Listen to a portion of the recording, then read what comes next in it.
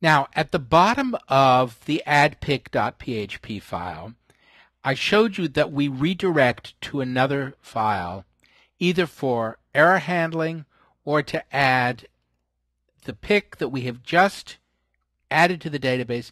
We are now adding it to the user's own list of pics that they are interested in. Now, this is something that is a good example of the sorts of decisions you need to make in designing your Facebook app.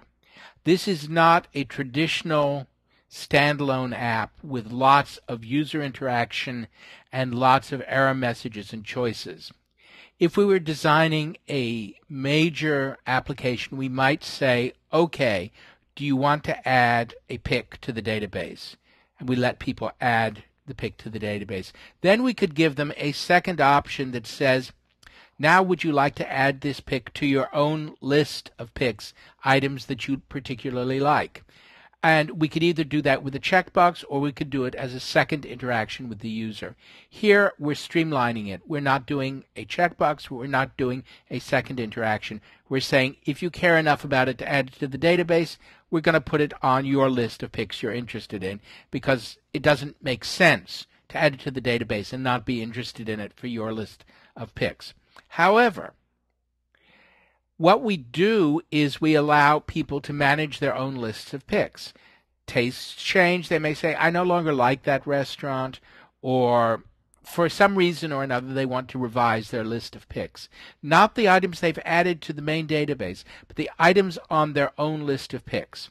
So while adding a pic to the database is not reversible, adding a pic to your list of pics is reversible. So you can see down here that redirect goes to a file called add-remove-my-pic, which does just what the name says. It adds or removes a pic from your list of pics.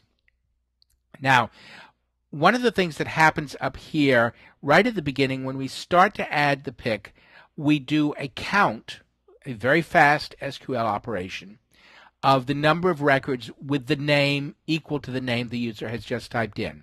And if the count is not 0, we're redirecting to an error page with a duplicate message on it. If the count is 0, then we insert the record. And what we have down here is another little chunk of code here. As soon as we have added that pic to the database, we turn right around and we select the ID number. This is the ID number, the field that is automatically generated by MySQL, a unique number for every record in the database. And we turn around and get that number for the pic that we just added, where the name is equal to the variable name. So we now have the ID of the pic. And we execute that query and store it in a variable called the pic ID. And we're now going to redirect to this file, and let me break the line here so it's clearer what is going on. We're going to go to add remove my pic, and the action is going to be add. As you can guess, it could also receive another action which would be remove. The FBU ID is the user ID that we get from Facebook, way up here at the beginning of the file, because we require login and we have in the Facebook object, we can get the user ID.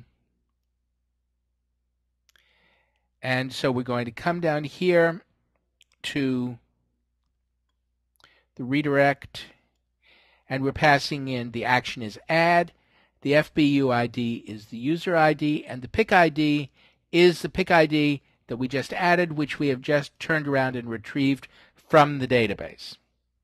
And from this, you can see how the database is storing the list of pics for people. It's going to store a very, very small table. The table for pics is fairly large. It has the name, the address, the phone number, all of that information. But the table for pics for users is very, very small.